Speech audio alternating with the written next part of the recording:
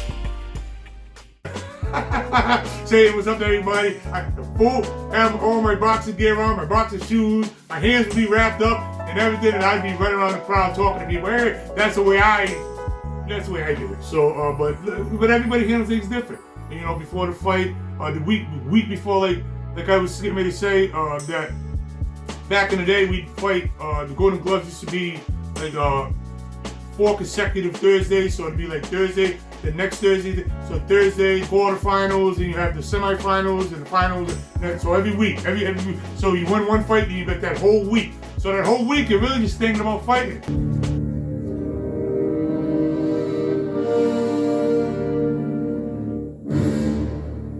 What do we do, Cam?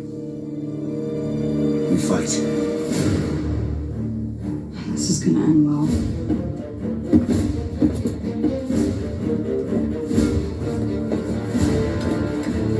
They're not stopping. Neither are we.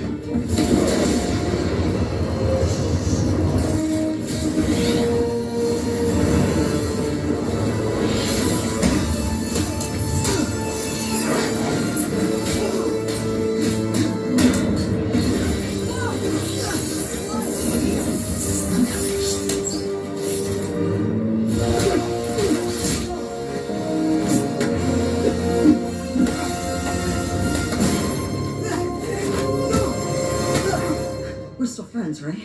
Depends on how hard you hit me.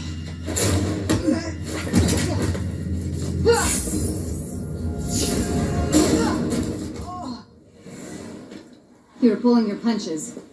You know what I mean? And fighting is fighting. I mean, and then that stuff goes on until you turn pro. And these promotions. Listen, that's what when Floyd used to say, "I'm gonna take you to deep waters." Like when people say you never fought these main event fights because these big arenas with thousands of people and the press and the TV and all that stuff. And that's why guys fold under all that pressure because it just becomes too much for them. So the event gets them. Sometimes it's not even the fight that gets them. The event, they get bright up in the bright lights. You You know what I mean?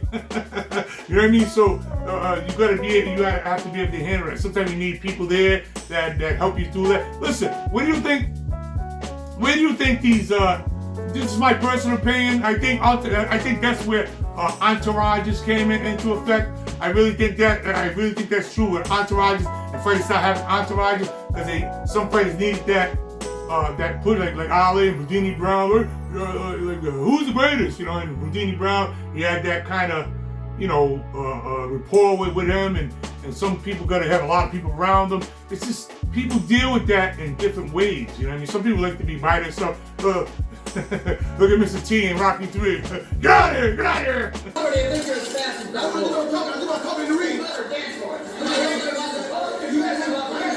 told you better get out of here. I want to be alone. Y'all parasites and leeches, get out of here. Come on, take your robe off.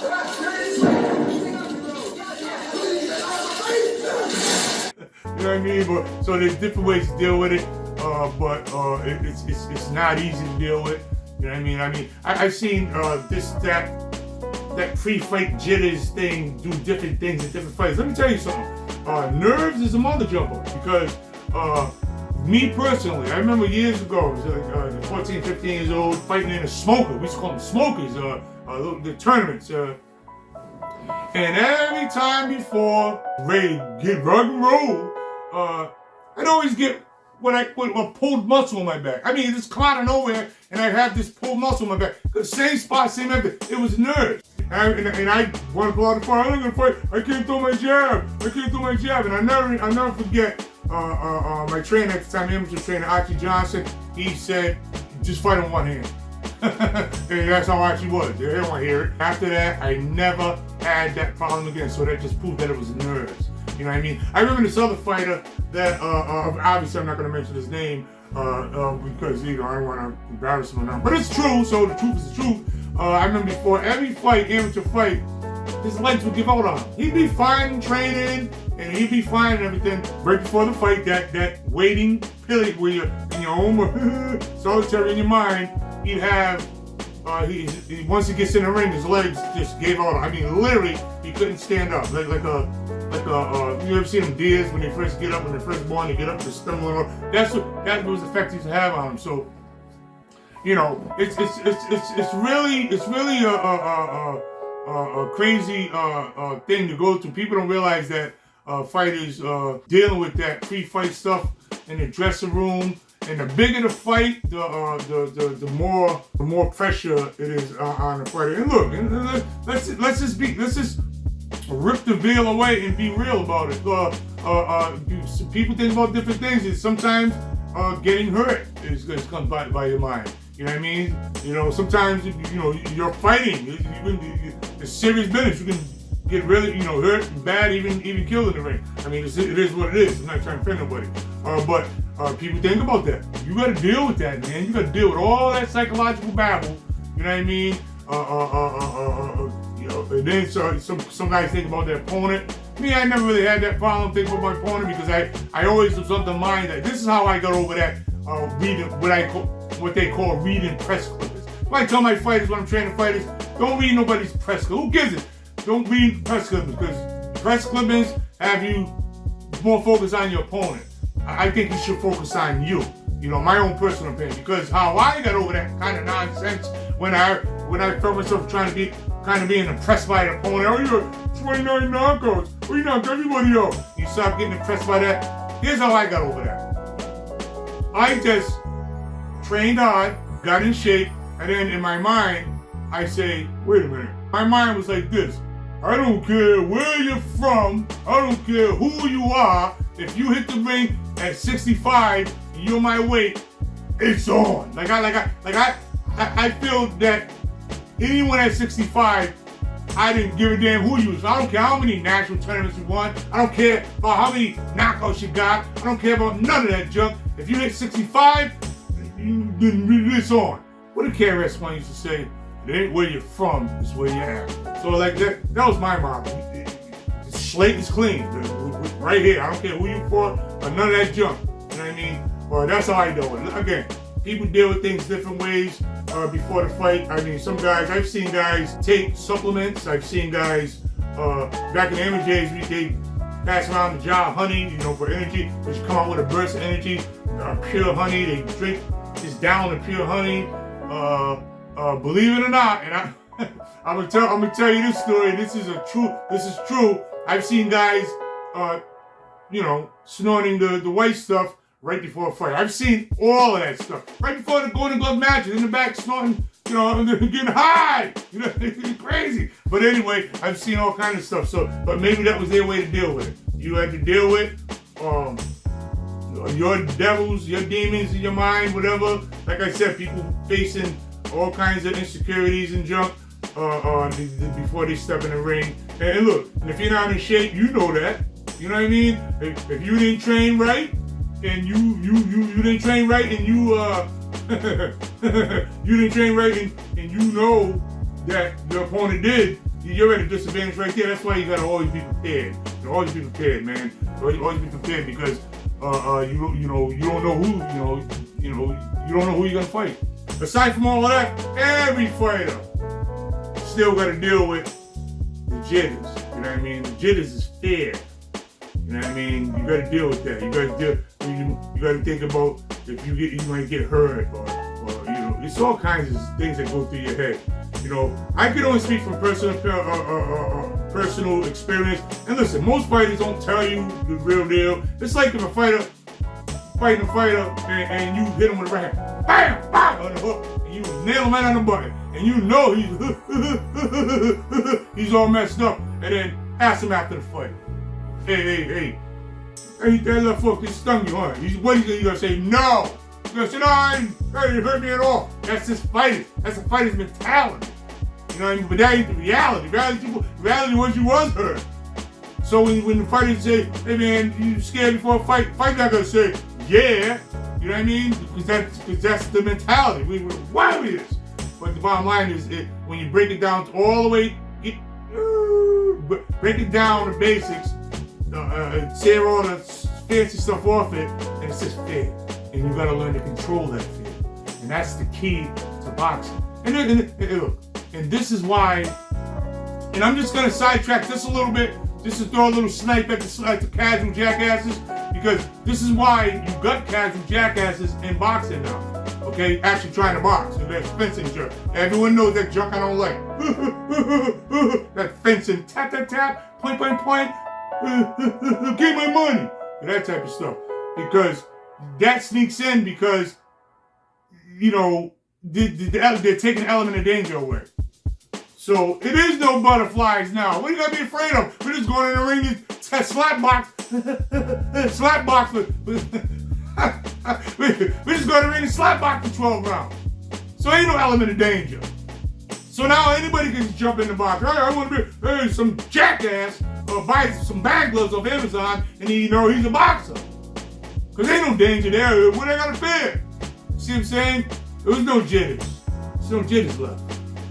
No nervousness left. No fear left. Because when it breaks down the bases, it's fear. Don't come in my comments with the nonsense. I'm making what they call an analogy.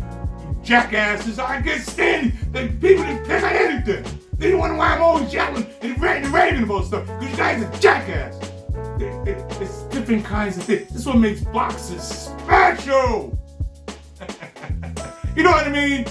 But anyway, I just wanted to touch on the pre-fight jitters or the pre-fight nerves or the fear. Listen, and I'll end with this with a little bit of advice for the youngsters out there.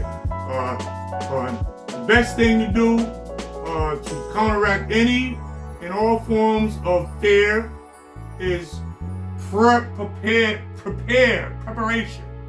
All right? When you're in shape, and you know you're in shape, and you know you can go, there's nothing gives you more confidence than to know I'm ready to rock and roll.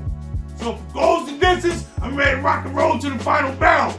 If I take them on first, 1 or 2, doesn't matter. I'm ready to rock and roll for the duration of the fight. That's preparation. When you get prepared, you're ready to do that. Don't make my mistake. You know what I mean? I'm ghetto great. You know what I mean? I didn't train like I should have, but That's a whole nother thing. I'm gonna do another video on Ghetto Greg on all that stuff. But anyway, your boy Greg here from Punchingbagskunk Boxing Media Incorporated here with another video. Drop to you guys out there. I want to say thank you to all the support. The channel's growing. Thank you very much. And there's a lot of people out there that like the truth, the whole truth, and nothing but the truth about boxing. So it's resonating, and the channel Punchingbagskunk is growing really fast. And I want to say thanks to all my followers and fans. I want to say make sure you guys like the video and subscribe, and make sure you hit the notification bell. I be dropping these videos. I be dropping them. I be like a right pop, drop, pop, pop. I be dropping them. So make sure you hit the notification bell so you get notified when I drop a new video, because you know to be fired. You know to be fired. All right, y'all. Your boy Greg out. Check the mic and make sure it sound right, boys.